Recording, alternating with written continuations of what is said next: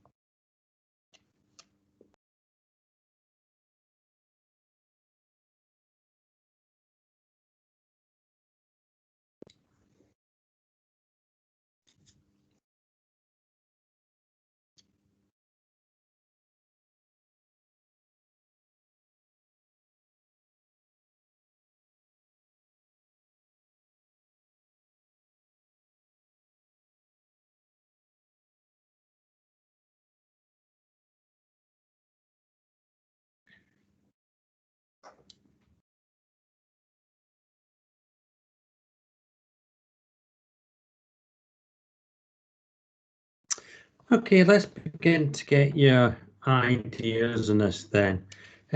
Christian, can I come to you first?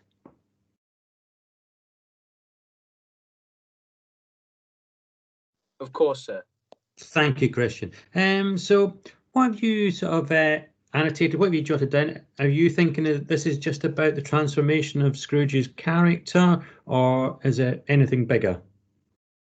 Well, I may have not exactly done this properly, but I thought that it also showed that anyone can change. Yeah, right. So, is there anywhere in the text that you see particularly in that, just in those couple of paragraphs, and that would sort of back that up? What made you think that? Well, I just kind of thought, because Scrooge is obviously like a very, you know, different person from start to end.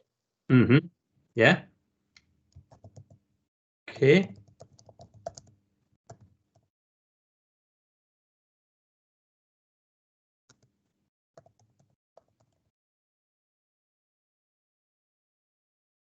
Okay, thank you very much. Next up then, Jess Frith, what have you taken out of that little section of text? To do with the spirit, in a way, the way that in the second paragraph where he scared the good spirit had in showing off his power of his, or else it was his own kind, generous, hearty nature. Yeah. And his sympathy with all poor men. I don't know if that maybe that highlights like something outside of the play to do with like us being of like one body, maybe. Oh, very good. I like that. Yeah. Just put that in. Boom.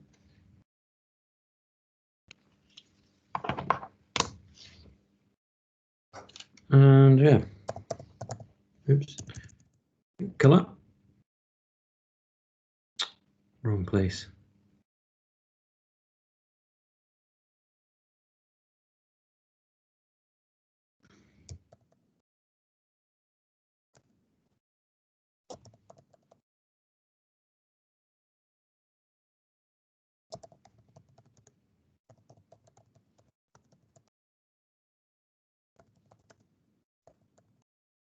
And yeah, I think that's a really good point that you make there, Jess. I mean, it is. I mean, it's the spirit itself showing off his power, but his power is also linked to being, and it just says there, kind,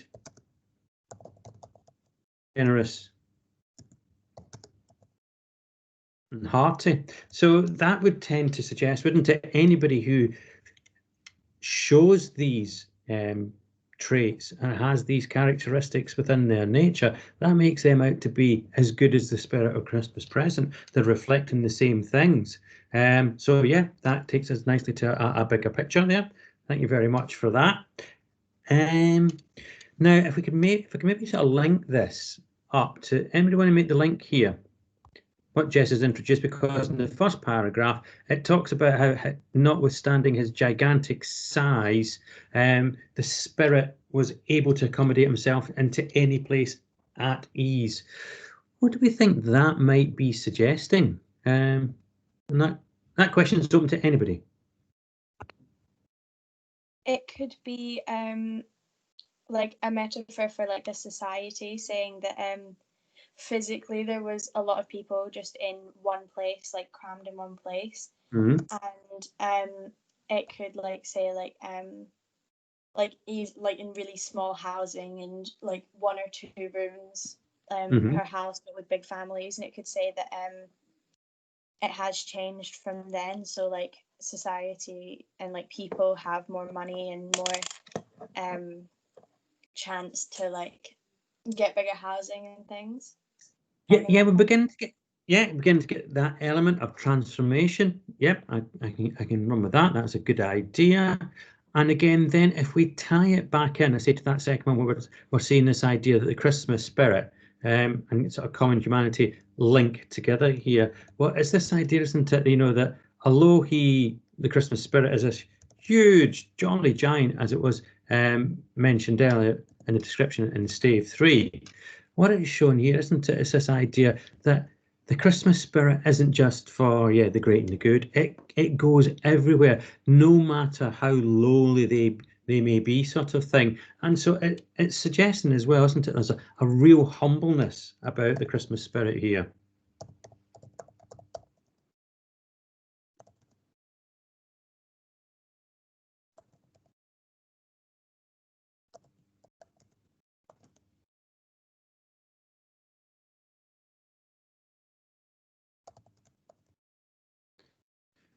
And it's that idea, isn't it, within society? It's the Christmas spirit is not just going to focus on wealth and status too, but you know, it's there as universal. It's there for everybody. Okay, good. Leon, what did you make of this first section, these first couple of paragraphs?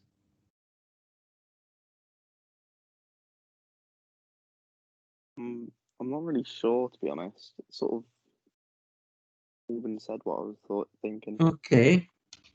Matthew, have you got anything you want to add into the discussion? One thing that stood out to me in the first paragraph was where it said supernatural creature. Right. Okay. And what do you want to say about that? Just, I don't know, just popped out, that's all.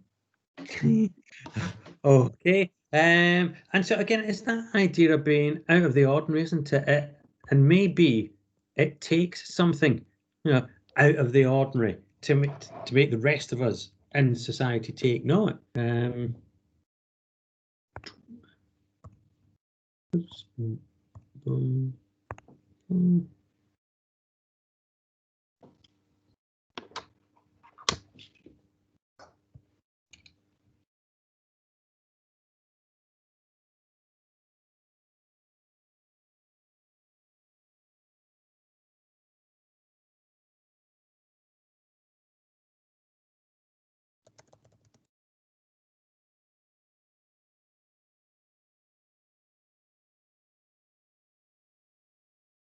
You know, those that are in need of change, it might be this case that it needs a sort of supernatural visitation here before anybody begins to take note. Anybody get anything else that they want to add about these first two paragraphs here? Whether it be about how Scrooge as a character is transforming, or whether you think it's maybe about, you know, wider society improving.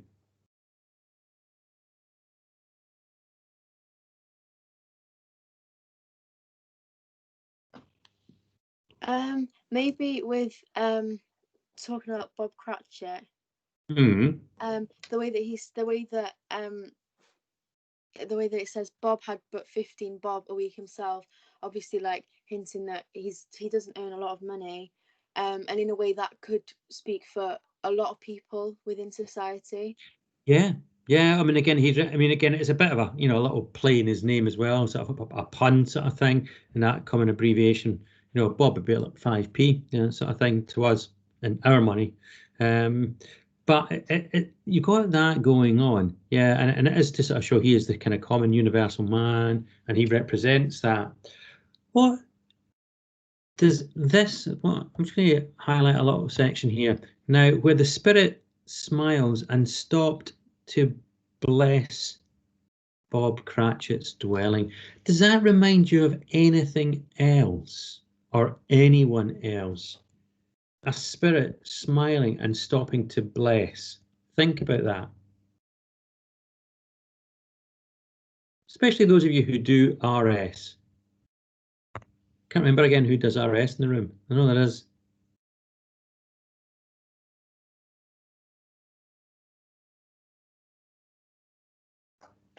Who normally bless? Who do we think about if we're blessing somebody? What does that make you think of?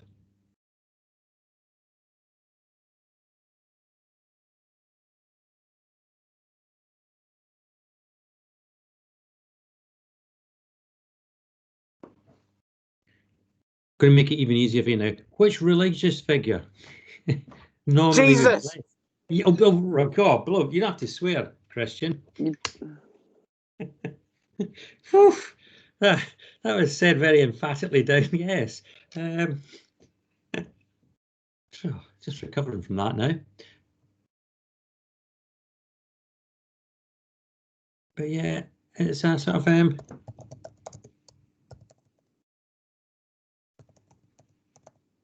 there is this sort of Christ-like quality with the spirit here of Christmas present. You know, that idea of it smiling and stopping to bless, and it, in a way, although he is, as we'll see later on in this, Steve, being very political, it does kind of remove the political element. It's that idea, you know, by using such loaded phrases as blessing, it gives that sort of religious theme to it. Yeah, a real sort of religious sense to it. Okay, good. And that is repeated in the kind of final sentence there about how the ghost of Christmas present blessed his four-roomed house, and that sort of takes us back to that sort of humbleness of the spirit again, and that it incorporates everybody in society. Okay, wow, what was that? All right, the next section we're going to look at this time we're going to look at about the importance of family. So just picking up from, you know, here's Martha Murray, mother, cried the two young Cratchits. Hurrah, there's such a goose, Martha. Why, bless your heart alive, my dear, how late you are, said Mrs. Cratchit, kissing her a dozen times and taking off her shawl and bonnet for her with officious zeal. We'd a deal of work to finish up last night, replied the girl, and had to clear away this morning, mother. Well, never mind, so long as you are come, said Mrs. Cratchit. Sit you down before the fire, my dear, and have a warm, Lord bless you. No, there's father coming, cried the two young Cratchits, who were everywhere at once. Hide, Martha, hide. So Martha hid herself, and in came little Bob, the father, with at least 3 feet of comforter exclusive of the fringe hanging down before him, and his threadbare clothes darned up and brushed to look seasonable, and Tiny Tim upon his shoulder. Alas, for Tiny Tim, he bore a little crutch, and had his limbs supported by an iron frame. Why, where's our Martha? Cried Bob Cratchit, looking round. Not coming, said Mrs. Cratchit. Again, going to give you sort of 5 minutes to sort of annotate, get your ideas ready together for discussion. This time, how is it in that little snippet there that Dickens manages to convey the importance of family? And I want you to think about how important is family as a theme to the text of the novel as a whole. Okay, it's just gone 3:30. I will give you until that'll be 15:37, so just before 20 to 4. Okay, off you go. How is the importance of family conveyed in this section? And again, think about the text as a whole. How important is the theme of family within the text as a whole?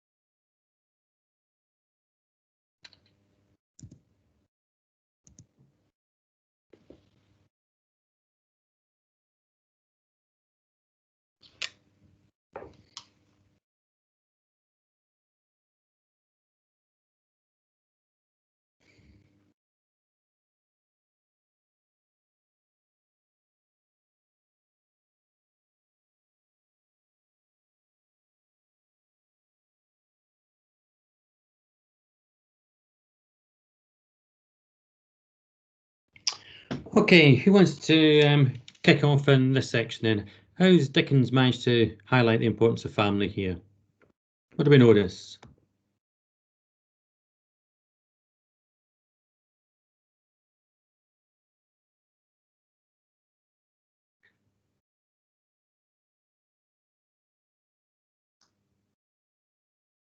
Kimmy, what did you notice about the importance of family here?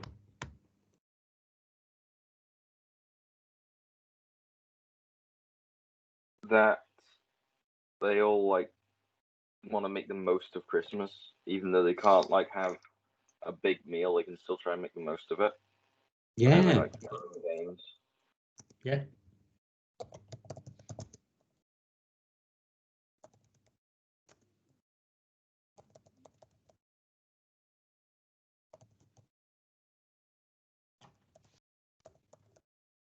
Yeah, that's right.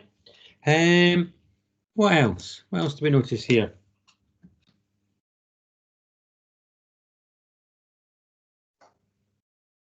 Jess, what did you put?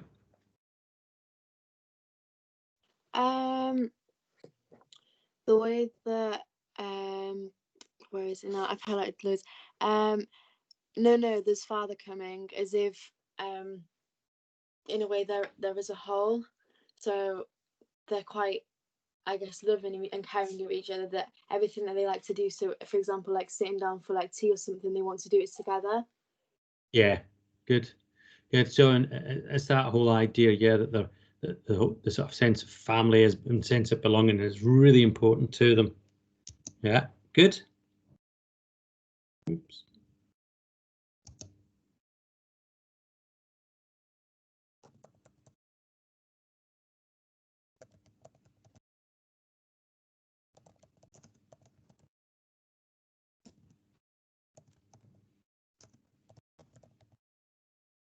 And we can see it as well with that idea later on, where they're playing the trick and saying that, oh right, your daughter's not coming, Martha's not coming, and it's Bob Cratchit's reaction to that.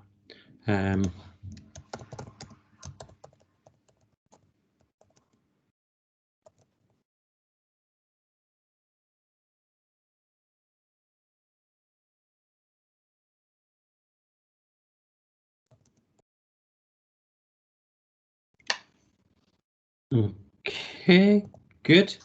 Leon, you get anything to add to this section?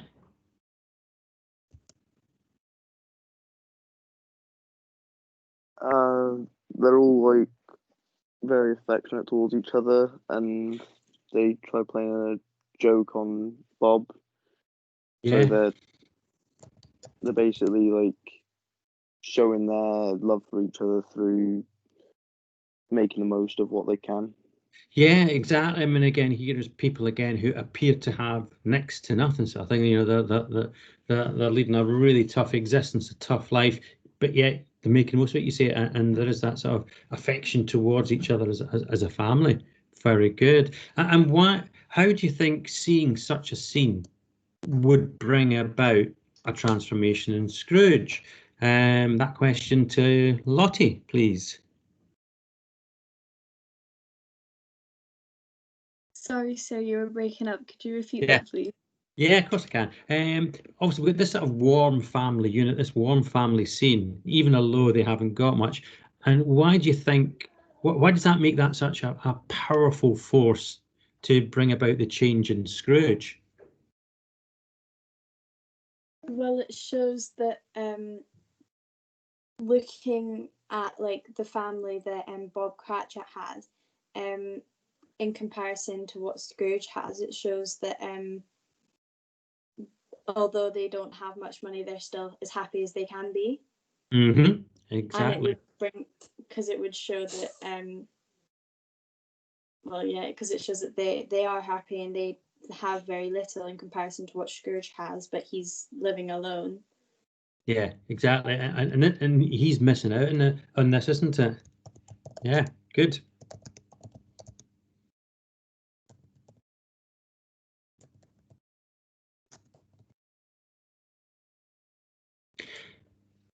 Now, for this to have an impact on Scrooge, it's all very well showing him what he's missing out on. What else does Scrooge need to have within him for this to make an impact upon him? What must he have experienced in the past for this to be painful to him?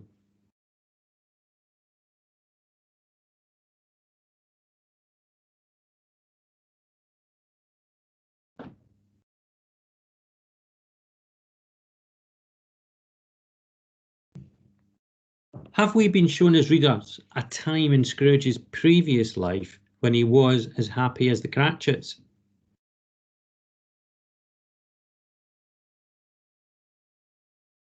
Yeah. Yeah, where? When? When he was in school and he had a girlfriend. Yeah, exactly. It's when he was engaged to Belle and before they parted, wasn't it? And when he was a young apprentice, he was as happy as them, wasn't he?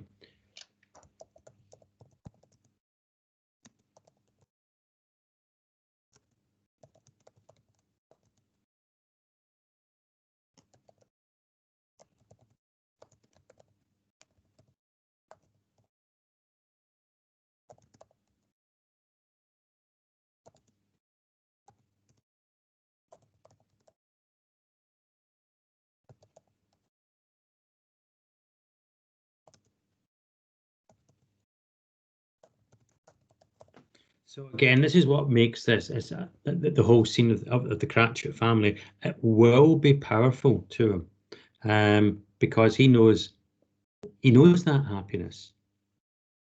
Now, moving on to the next two sections. This time, the reader's attention and Scrooge's gets focused on Tiny Tim, and I want you to think about it as two sections that I've taken out here. So the first one, when Mrs. Cratchit asks, goes, and how did Tim behave? Asked Mrs. Cratchit when she'd rallied Bob on his credulity, and Bob hugged his daughter to his heart's content. As good as gold, said Bob, and better. Somehow he gets thoughtful sitting by himself so much and thinks the strangest things you ever heard. He told me coming home that he hoped the people saw him in the church because he was a cripple, and it might be pleasant for to them to remember upon Christmas Day who made lame beggars walk and blind men see. Bob's voice was tremulous when he told him this, and trembled more when he said that Tiny Tim was growing strong and hearty. And in the next little section, he sat very close to his father's side upon his little stool, and Bob held his withered little hand in his, as if he loved the child and wished to keep him by his side, and dreaded that he might be taken from him. Spirit, said Scrooge, with an interest he had never felt before, tell me if Tiny Tim will live. I see a vacant seat, replied the ghost, in the poor chimney corner, and a crutch without an owner, carefully preserved. If these shadows remain unaltered by the future, the child will die. No, no, said Scrooge. Oh, no, kind spirit, say he will be spared. If these shadows remain unaltered by the future, none other of my race, returned the ghost, will find him here. What then, if he be like to die? He had better do it and decrease the surplus population. Scrooge hung his head to hear his own words quoted by the spirit, and was overcome with penitence and grief. So this time, what I want you to be on the lookout for, what I want you to be able to discuss when we come back after another 5 minutes, is what is the purpose of focusing on Tiny Tim at this moment? And again, just like we saw with the family section, how, as a writer, does Dickens sort of know that his character will respond to what he sees here? What is it in Scrooge's own past life that he might find an echo in the character of Tiny Tim? What might sort of spark off memories for him, and of who? Okay, get 5 minutes again, so we'll discuss that just after 10 to. Off you go, annotate.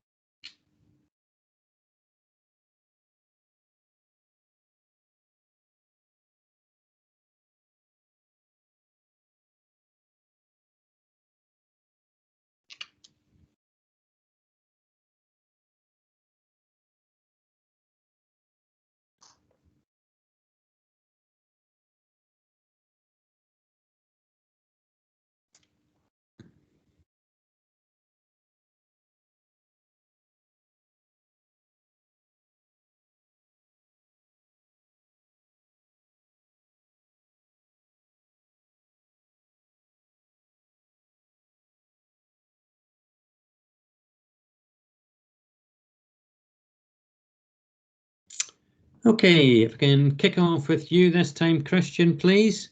Why do you think that Dickens now takes a focus on to Tiny Tim at this moment?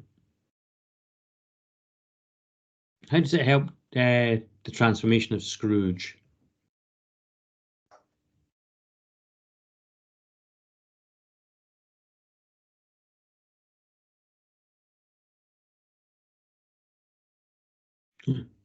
Are you there, Christian? Oh, sorry, I didn't know you asked me. Okay, yeah. Yeah, I did ask you. Yeah, why focus on Tiny Tim here? Because he's like a cripple and like makes Scrooge like feels bad for him. Okay, so we've got he's not just feeling bad. What is he showing signs of? Empathy. That's it. Yeah.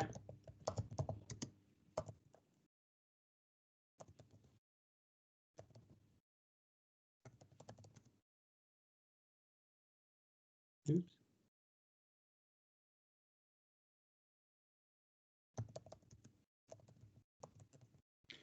And when he look and still with you, Christian, when he's looking at Tiny Tim and wondering what's going to happen to him, do you think could he be thinking about anybody else from his past life?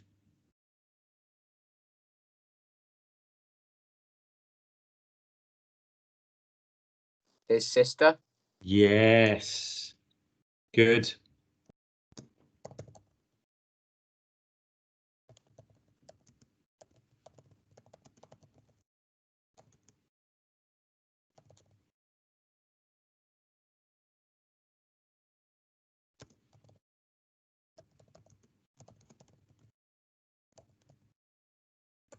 And so we can think about here how he'll recognise that pain of grief, because that's what he's felt, and he's sort of carried around with him, and it's what has made him such a miserable beggar for the bulk of his life here. Very good. Okay. If I can sort of prompt you a little bit here, Jess Frith. The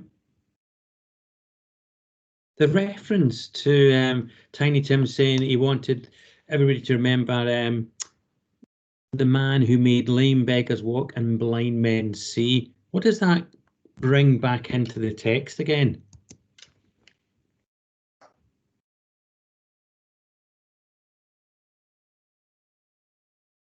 Which part? Sorry, sir. That's okay. The bit that I've just highlighted in yellow there. Oh, right there. He talks about him saying he wanted, when he's in the church, he wants him to remember upon Christmas Day who made lame beggars walk and blind men see. First of all, who was it that did that, and why? Why do you think that's been brought back in again? What sort of ideas have been brought in here? In terms of like blind men see, maybe to do with people who don't necessarily see the world, see like society as how it is. Yeah, hang on. Go for the more obvious ones and easy ones here. It's somebody we've talked about already, Jess. Who performed miracles that the lame could walk and the blind could see? Jesus. Yeah, it is, isn't it? It's back to the old Christ imagery, isn't it? Oh right, yeah. And we can think about the true meaning of Christmas from Tiny Tim here as well. But again, it's about taking that sort of political edge off of his text again. It's about doing that good thing for everyone, and it's that sort of nobility of spirit once again. Okay. Now, Jess, what else did you see in these couple of extracts in relation to Tiny Tim?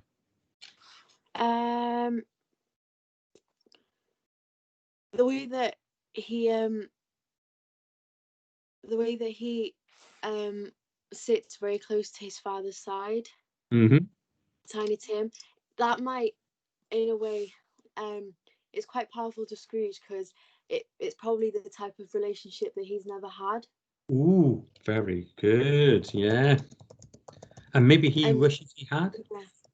Yeah, and that might have reflected on his like past and how he is now, because he hasn't really had someone to guide him in the direction that I guess he should have been directed in, and in a way that's probably is what has made him quite lonely, because he hasn't really had the type of like a family relationship that this family have got, and it's quite, I guess it opens his eyes a bit to actually see the life that he hasn't really had.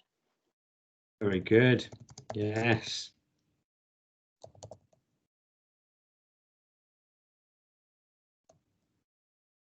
Again, that's a good point. I hadn't thought about that one before, but you know, you're quite right. I mean, because obviously it kind of plays back to his own sort of childhood, and his father sent him away. There was no closeness there, and so, you know, as you're hinting at there, it's this idea that he didn't have that guiding moral force, no father figure in his life, and he's then seen this is how other fathers can behave. This is what, you know, a kind of functioning family is like. Whereas Scrooge's childhood there, it looked like a bit of a sort of dysfunctional family in that respect. So yeah, very good. Like that point indeed. Time for just one more before we depart, I think. Leon, what did you make of this section?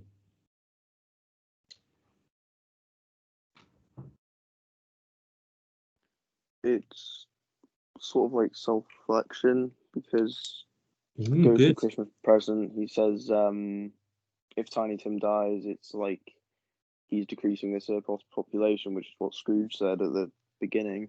Yeah. So that sort of hits home for Scrooge and makes him realise what sort of person he's been. Yes, doesn't it? It takes us straight back to that moment, and also you know, the sort of Jacob Marley's comments to him as well. Yes.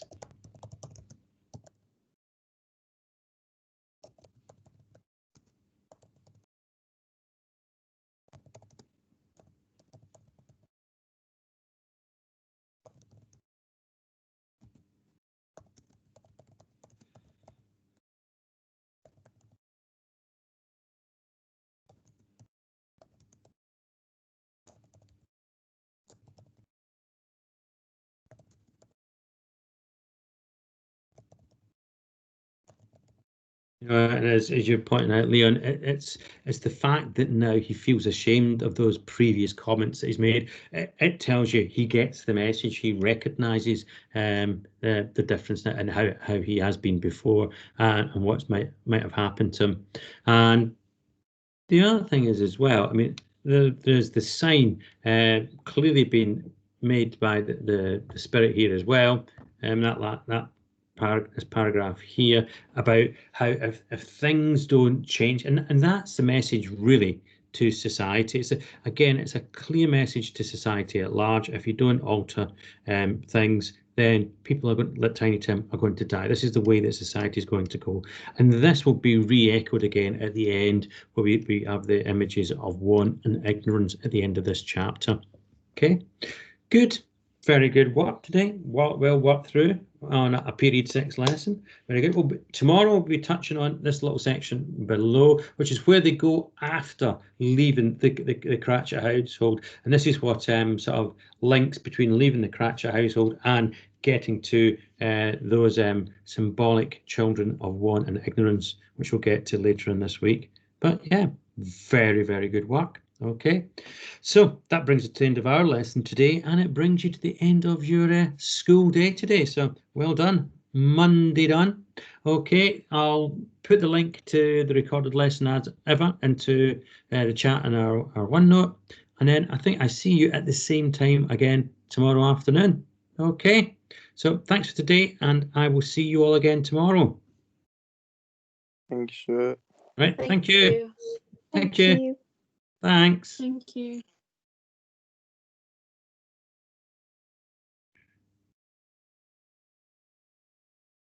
So Yeah, George. Hiya. yeah, I've been When in did you the manage to get lesson. into the lesson? Sorry. I've been in the lesson for about like the majority of the time. I just missed the first 5 minutes, so I was wondering if you got me on the register. That's okay. I can update the register now. That's fine. Yeah. No. I know that some people have a bit of issue. I've been having some issues with the Wi-Fi today, sort of thing. I can flick between two devices so that one allows me to do my register, sort of thing. But I'll get yours updated while you've been in the lesson. So thanks for that. Thank you, sir. Have a good day. And you. Okay. Bye.